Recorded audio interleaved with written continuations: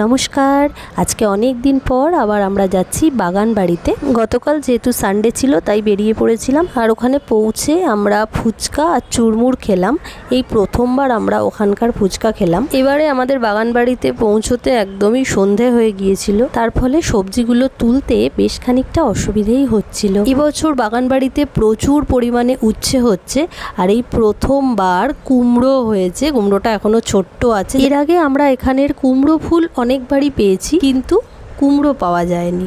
আর লাউ তো ভালো রকম হচ্ছে, গত বছর তার আগের বছর এবারও তাই প্রচুর লাউ হচ্ছে। আর আপনাদের সাথে সবসময় বাগান বাড়ির সকালটা শেয়ার করেছি, সন্ধেবেলাটা কখনোই করা হয়নি, এই প্রথমবার।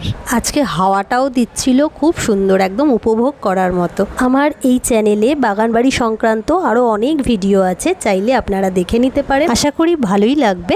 আজকের মতো এই পর্যন্ত, টাটা।